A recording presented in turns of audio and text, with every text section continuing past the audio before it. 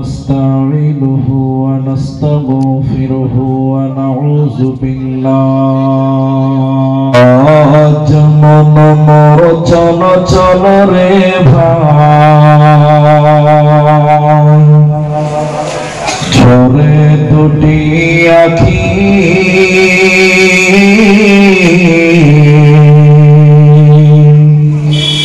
এ বোঝাইলে বুঝিস না মন তুই কোন জঙ্গলের পাখি রে আজ মন মোর চল চল রে আজ মন মোর চল চল রে ভাই ঝরে দুটি আখি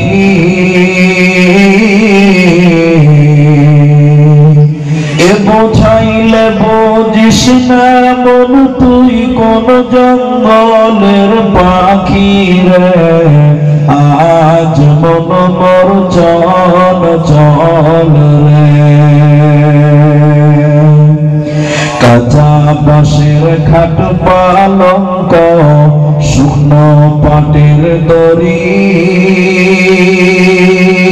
এ আত্মীয় স্বজনে মিলে রেখে আসবে আপন বাড়ি রে আজ মন মোর চল চল রে কুলের পাতা গরম পানি গোসল করাবে এ গোসল করায়া মন তোর কাফন পরাবে রে আজ মন মোর চল চল রে কাফন পরায়া মন তোর খাটলে তুলিবে এ খাটলে তুলিয়া মন তোর জানাজা পড়াবে রে আজ মন মোর চল চল রে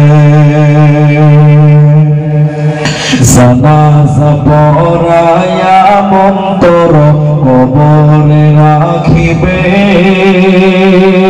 এমন কিরণাকির ফেরেশতা তখনই আসিবে রে আজ মন মোর চল চল রে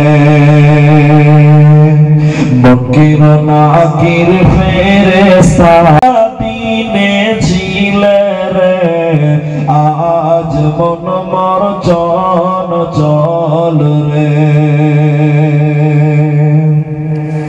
মাকান দিবে বেটার বেটা এ মাকান দিবে বেটার বেটা বলের পাখি রে আজ মন মোর চল চল রে আজ মন মোর চল চল রে প্রথমে আপনাদেরকে নারী এবং পুরুষের কথা বলতে গিয়ে দুটি গুরুত্বপূর্ণ কথা বলছি, খুব ভালো করে শুনবেন।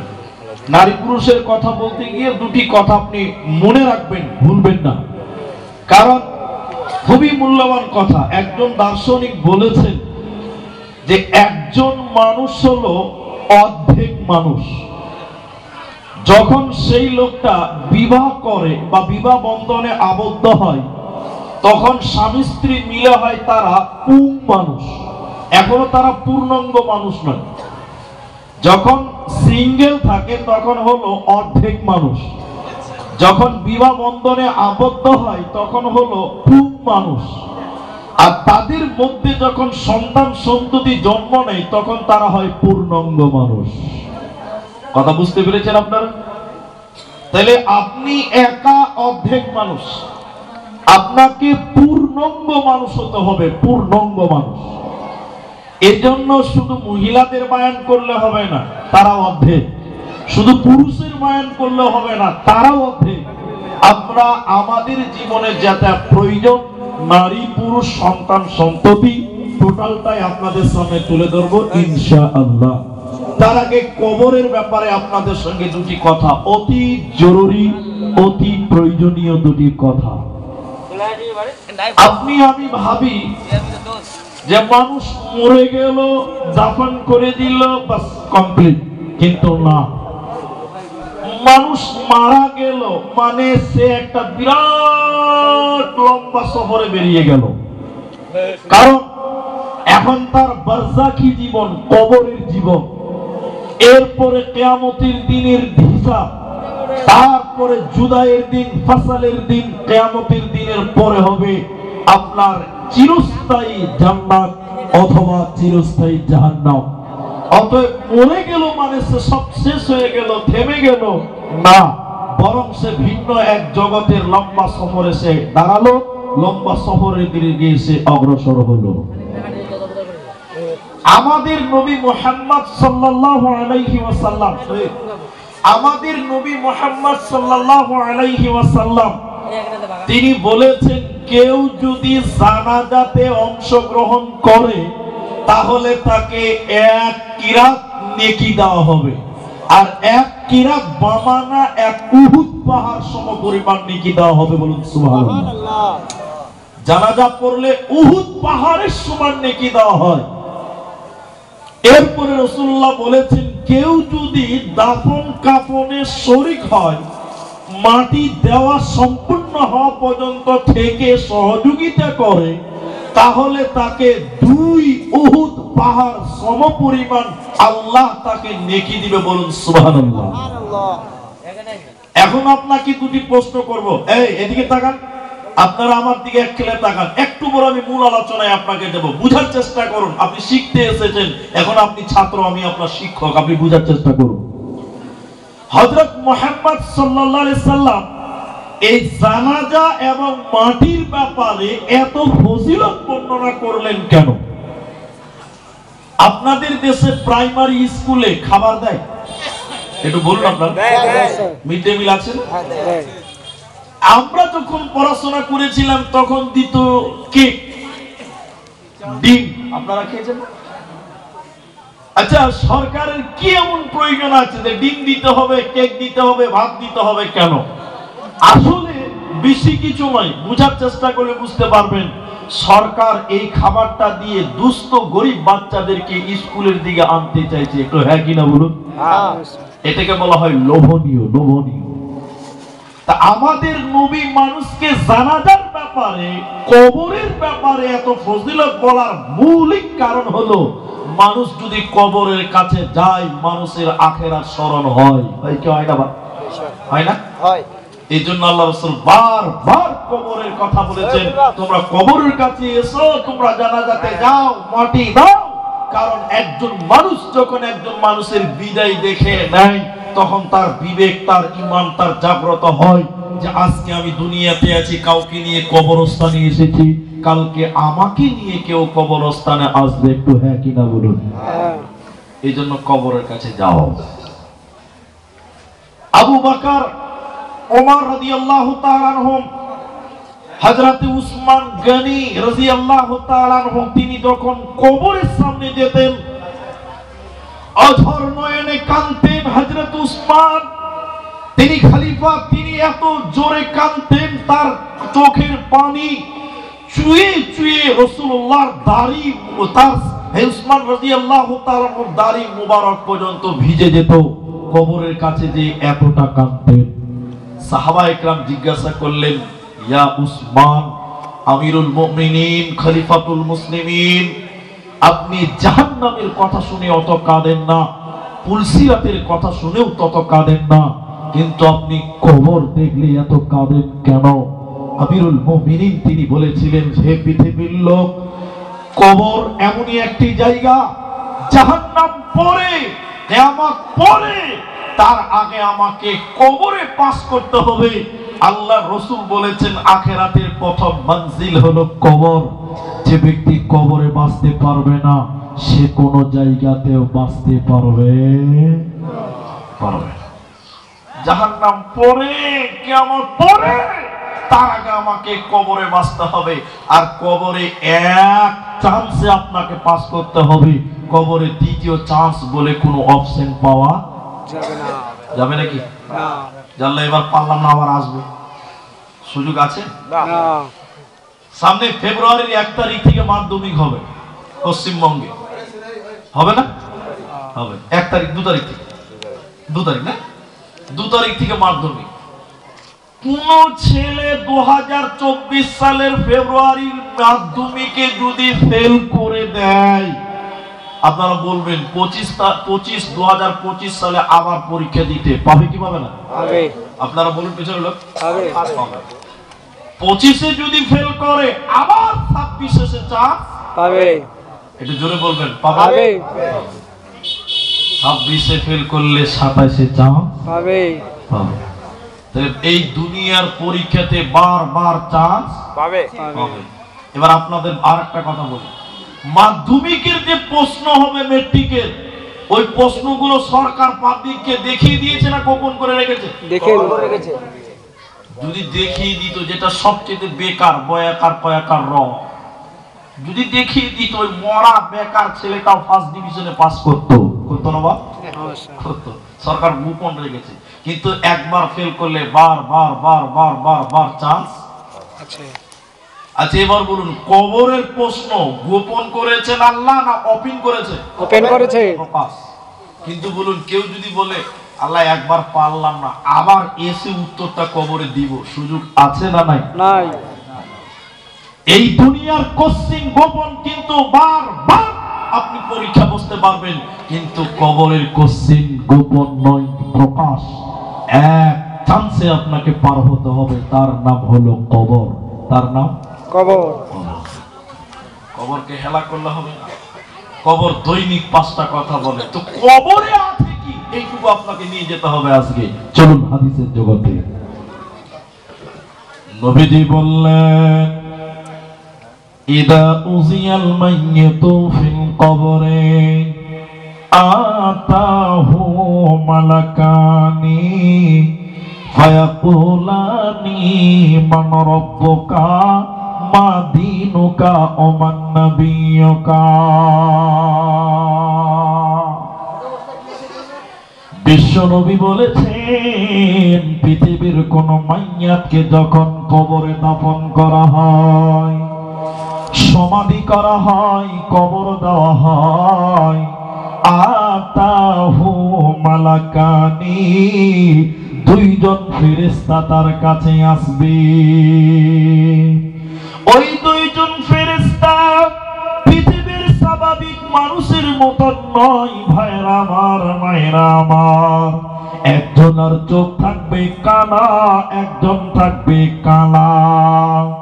নবীজি বলেছেন, ওই ফেরেশতার চোখ নীল হবে, জল জল করে তার চক্ষুগুলো জ্বলবে, দেখেই ভয় লেগে যাবে, ভীতু সন্ত্রস্ত হয়ে যাবে। এরকম ভয় কাঁদতে বললেন, কবরের আযাব কঠিন। কবরে যাওয়ার আগে দুনিয়াতে তোমরা ঈমান আর আমাল এই দুইটাকে মজবুত করে নাও, না হলে কবরে বাঁচতে পারবে না। কবরে 3 নম্বর প্রশ্ন যেটা বলেছিলাম, তোমার নবীকে কবরে বারবার নবীর প্রশ্ন করবে, অতএব রাসূলের আদর্শে জীবন গড়ে না। আমরা সবাই রাসূলকে ভালোবাসবো, বলুন ইনশাআল্লাহ। ইনশাআল্লাহ। রাসূলকে ভালোবাসবেন তো? ইনশাআল্লাহ। কে বলবে যে আমার রাসূল মুহাম্মদ সাল্লাল্লাহু আলাইহি ওয়াসাল্লাম? এটা একটা উদাহরণ দিচ্ছি, এইটা খালি বুঝেন, এইটুকু বুঝেন। তার আগে একটা পরীক্ষা করে নিন, কারা কারা রাসূলকে ভালোবাসেন একটু হাত তুলুন। আচ্ছা আচ্ছা, মুফতি সাহেব কেউ বাদ আছে কি?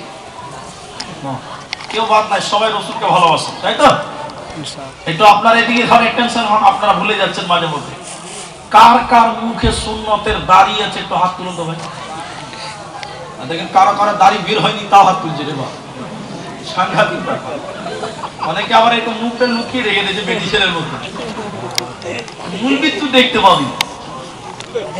আমরা বলছি রাসূলকে ভালোবাসি, অথচ রাসূলের সুন্নতটা নাই। এটা কি ভালোবাসা? জোরে বলুন, ভালোবাসা না। জি হতে পারে না। একজনা বলছে যে আমি তোকে খুব ভালোবাসি রে, একটা মেয়েকে একটা ছেলে বলছে আমি তোকে খুব ভালোবাসি, তোকে প্রেম করি। তো মেয়েটা বলছে তাহলে তো আমাকে বিয়ে কর, বলছে না বিয়ে করা হবে না। আচ্ছা বলে এটা কি ভালোবাসা চলছে না বদমাশি চলছে? পাক্কা বদমাশি চলছে এটা। তা আমরা বলছি যে রসুলকে ভালোবাসে, অথচ রসুলের সুন্নাতকে সকাল সকাল ব্লেডে কিনে নামিয়ে দিই। বলুন নাউজুবিল্লাহ। নাউজুবিল্লাহ আছে না নাই বলুন? তো কে বলবে যে আমার রসুল মুহাম্মদ সাল্লাল্লাহু আলাইহি ওয়াসাল্লাম, এটা একটা উদাহরণ দিলে বুঝতে পারবে। আমি এই গ্রামটার নাম দেবীগঞ্জ, দেবীগঞ্জ, উত্তর দেবীগঞ্জ। দেবীগঞ্জের একটা ছেলে আমাদের আসামে মনে করেন রাজমিস্ত্রি লেবার, কথা বুঝতে পারছেন? গরিব মানুষ, লেবার মানে কি গরিব মানুষ, বুঝাবার জন্য বলছি।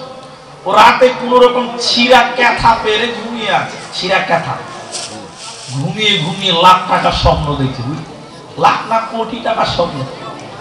এই ছিঁড়া ক্যাথায় শুয়ে শুয়ে স্বপ্ন দেখছে, ওরে সুবহানাল্লাহ কোটিপতি হয়ে গেছে, বিলিয়ন বিলিয়ন ডলারের মালিক।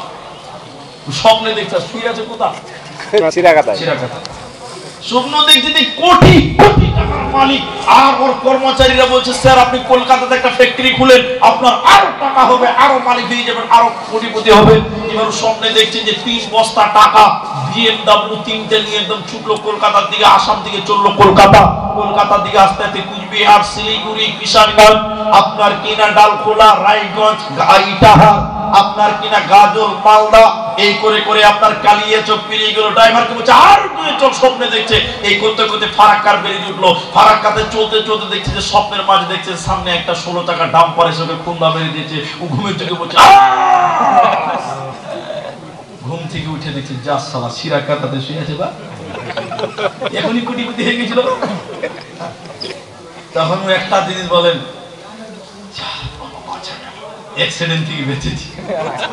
এখন আপনাদের যেটা বলতে চাইছি, এই স্বপ্ন যদি ওকে 20 বছর 200 বছর পর যদি ওকে বলে স্বপ্নতে কি দেখেছি পুরোটাই বল, আচ্ছা আপনারা বলুন পুরোটা বলতে পারবে না? পারবে না। কিন্তু সব ভুলে গেল, একটা ভুলবে না, যাক বাবা বাঁচা, এইটা কিন্তু ভুলবে না। ভুলবে? জোরে বলেন না, এটা ভুলবে। তার মানে যে যেটাকে নিয়ে ব্যস্ত বেশি ওইটা কোনোদিন সে ভুলে না।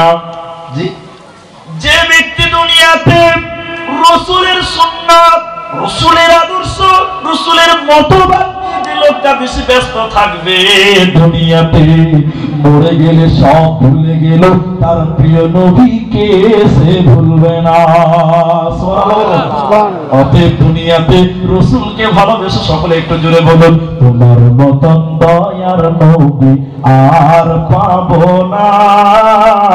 এটা বলুন, তোমার মতন প্রিয় নবী আর পাবো না, তোমার মতন প্রিয় রাসূল আর পাবো না, তোমার মতন প্রিয় হাবিব আর পাবো না।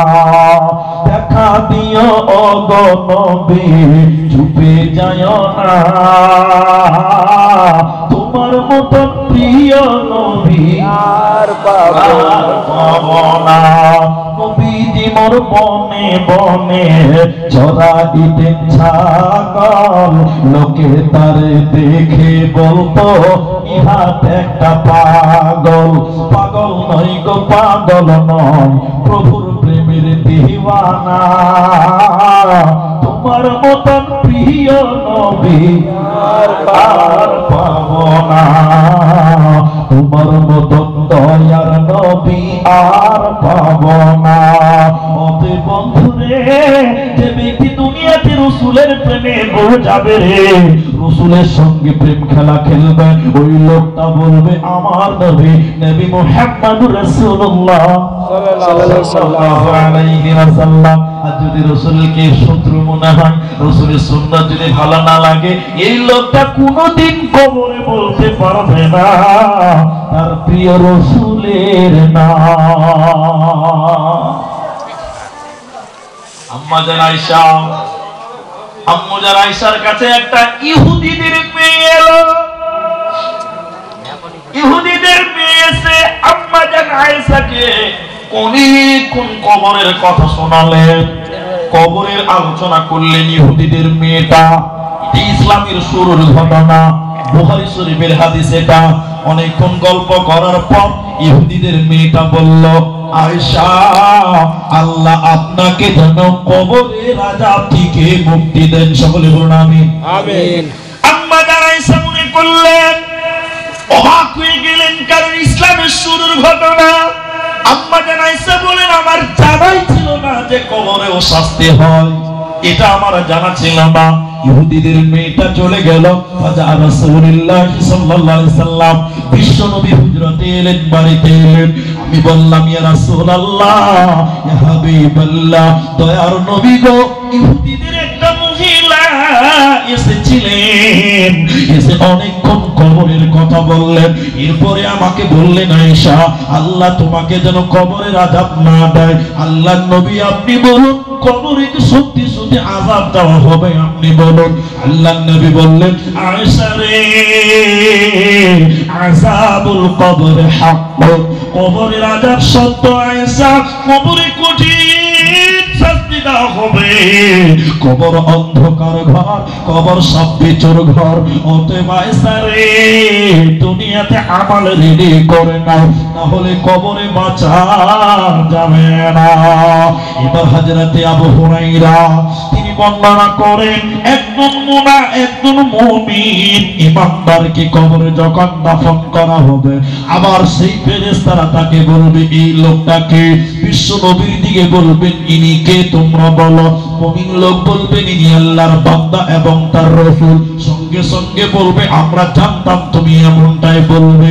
সঙ্গে সঙ্গে ওই মাইয়াতের কবর, এই মুমিনের কবরটাকে প্রশস্ত করে দেওয়া হবে। কতটা প্রশস্ত করা হবে? নবীজি বললেন, তার কবরটা 70 হাত প্রশস্ত হয়ে যাবে। বলুন সুবহানাল্লাহ। যদি মুনাফিক হয়, যদি কাফের লোকটা হয়, বেনামাজি লোক হয়, যদি বেপরদা মহিলা হয়, কবরে যাওয়ার সঙ্গে সঙ্গে বলবেন, ইনি কে বল। লোকটা যদি কাফের হয়, বেনামাজি হয়, বলবেন, আমি জানি না। ফেরেশতারা বলবে, আমরা জানতাম তুমি এমন কথাই বলবে, আমরা জানতাম তুমি এমন উত্তর দিবে, এমন কথাই বলবে। হে শুনে নাও, তোমাকে শাস্তি দেওয়া হবে। এবার আল্লাহ বলবে, মাটি রে, জমিন, তুমি প্রতিশোধ নিয়ে নাও। কবরের উপরে মাটি, ডানে বামে পায়ে মাটি, নিচেও মাটি। এবার আল্লাহ কবরকে আদেশ করবেন, মাটিকে আদেশ করবেন, দুই দিকের মাটি এসে এই কাফিরকে পিষিয়ে দেবে। দুই দিকের কবরের মাটি এসে তাকে পিষিয়ে দেবে। বিশ্বনবী বলেছেন, তার ডান দিকের হাড্ডিগুলো এইরকম বাঁ দিকে ঢুকে যাবে, আর বাঁ দিকের হাড্ডিগুলো ডান দিকে ঢুকে যাবে। দুই দিকের মাটি এসে কবরে তাকে পিষিয়ে দিবে। বন্ধুরে, ওকে কবরে যে রাসূলের পরিচয় দিতে পারবে না, ওকে কঠিন শাস্তি দেওয়া হবে। বন্ধুরে, অতএব সতর্ক হয়ে দাও, হুঁশিয়ার হয়ে দাও, না হলে কিন্তু বাঁচার উপায় রবে না, হবে না। একসঙ্গে তারা বলবে, ফায়াকুলানি, তুমি বলো, মান রব্বুকা, মা দীনুকা, ও মান নবিয়ুকা, বলো তোমার দিন কি, বলো তোমার নবী কে, আর বলো তোমার রব কে। তিনখানা প্রশ্ন করা হবে। বলো তোমার রব কে, বলো তোমার দিন কি, বলো তোমার নবী কে। এই তিনখানা প্রশ্নের উত্তর যে দিতে পারবে না, কোন জায়গায় পাস করতে পারবে না। আর যে ব্যক্তি কবরে এই তিনটি প্রশ্নের উত্তর দিতে পারবে রে, সব জায়গায় বেঁচে যাবে, ওর কোনো চিন্তা রবে না, হবে না। সবাই বলুন, প্রশ্ন কটা? 3টা। আচ্ছা, কার কার মুখস্থ আছে একটু হাত তুলে তো ভাই। যা, অনেক লোকেরই মুখস্থ নাই গো, হাত নামা। অনেকেরই মুখস্থ আছে, আবার অনেকের মুখস্থ নাই। এখন একজনা বলছে, হুজুর আমার তো মুখস্থ আছে, তা আমার নামাজ রোজা করে কোনো লাভ আছে? হুজুর আমার তো মুখস্থ আছে। আচ্ছা বাপ, আপনাদেরকে বুঝি মুখস্থ দিয়েই যদি পার করা যেত, তাহলে মাদ্রাসার হেড মুলবি সাহেবেরা জান্নাতে রিজার্ভেশন থাকতো। হ্যাঁ কিনা বলুন? হ্যাঁ। কারণ ওরা তো আগে মুখস্থ করেছে, ঠিক না? তাহলে মুখস্থ দিয়ে কবরে কোনো লাভ হবে না। ওরা কথা বলে না, হবে হবে না। কবরে পাস করতে হবে ঈমান এবং আমালের বদৌলত, ঠিক না বলুন? একজন মারা গেছে, তো ওই লোকটা কোনোদিন নামাজ পড়তো না, তো বলছে তাহলে কবরও তো বাঁচতে পারবে না। তখন সমাজের বড় হুজুরকে ডেকেছে, বড় হুজুরকে বলছে, হুজুর আমার বাপ মারা গেছে, একটু সহযোগিতা করুন। বলে কি? কবরে যে প্রশ্ন করা হবে আপনি প্রশ্নগুলো একটু লিখে কবরে ভরে দেন, যেহেতু আমার বাপ যেন দেখে দেখে বলতে পারে। আচ্ছা আপনারা বলুন, এই বড় হুজুরের কাগজ দেখে দেখে কবরে বলতে পারবে? একটু বলুন বলুন। বড় হুজুরের কাগজ দেখে যদি কবরে বলা যেত, তাহলে কবরে সবাই পাস করতো, দুনিয়াতে আর কেউ নামাজ রোজা করতো না। সবাই বলতো হুজুর আমাকে লিখে দেন, আমার বাপ জান্নাত চলে যাবে। জি, অতএব কবরে কোনদিন মুখস্থ দিয়ে বা দেখে দেখে বলার কোনো অপশন নাই। এখন একটা উদাহরণ দিচ্ছি, তাহলে আপনি বুঝতে পারবেন। এটা বহুত পুরাতন যুগের কথা। একটা মেয়ে, বুড়ি মা, কোনদিন মাদ্রাসা যায়নি, মসজিদে পড়তে যায় না, কিন্তু হাজী সাহেবের বেটি, কথা ভালো করে বুঝবেন আমার। তো হাজী সাহেবের বেটি যাবে, সত্যি যাবে।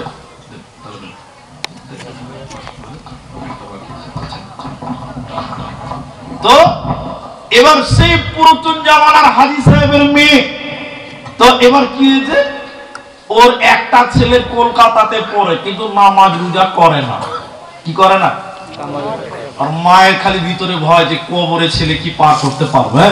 ছেলে তো নামাজ পড়ে না, ছেলে কিন্তু নাস্তিক, কলকাতাতে পড়ছে। ছেলে এসে মায়ের কাছে এসে সকালবেলা নাস্তা করছে, মা তখন বলছে, বেটা ফজরের নামাজ পড়লি বাপ? ছেলে নাস্তিক বলছে, মা ফজরের নামাজ পড়ে কি হবে? মা বলছে, বেটা কবরে কি উত্তর দিবি বাপ? ওর মা কবর ছাড়া কিছু। এই লাইটটা বন্ধ করো, এই ভিডিও করছো, লাইটটা বন্ধ করে ভিডিও করো। আবার জোহরের সময় ছেলেটা ভাত খেতে গেল, দুপুরে ডিনার।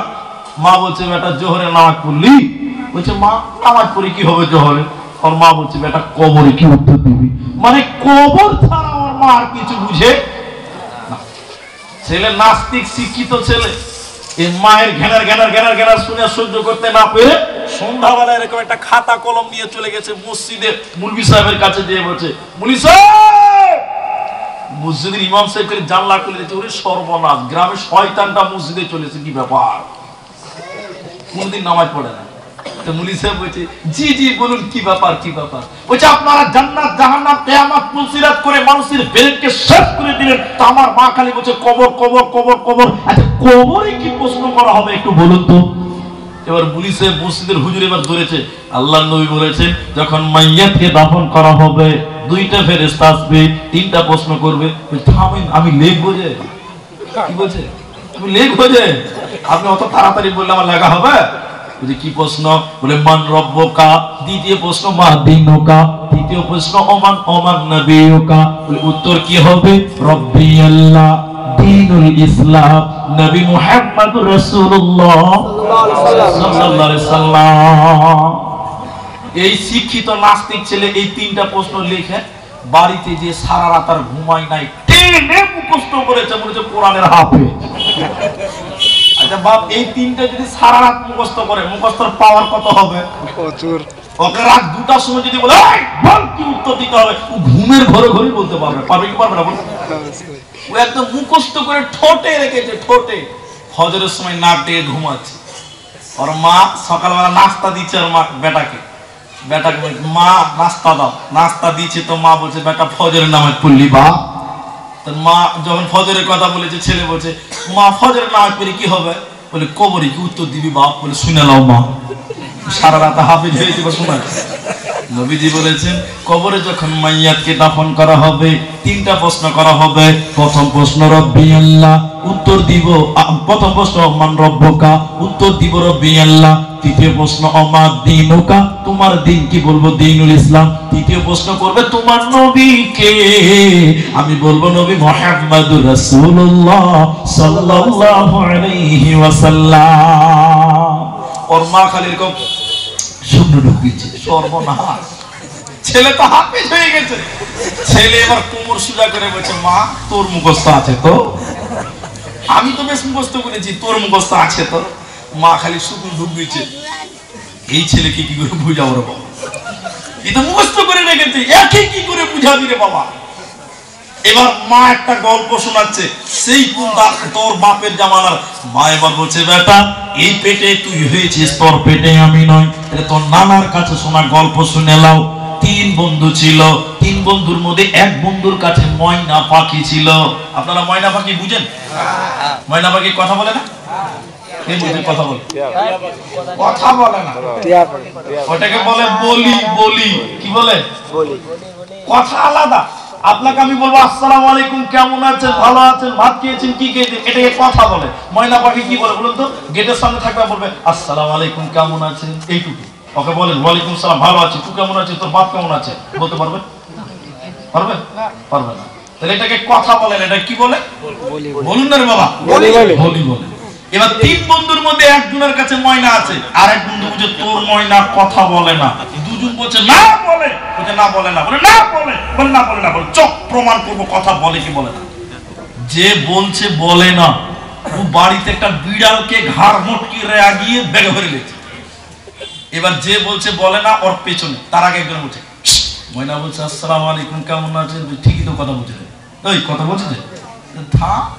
আরেকজন গেছে আসসালামু আলাইকুম, কেমন আছেন, বলে ময়না তো কথা বলছে রে, ঠিক আছে দেখছি।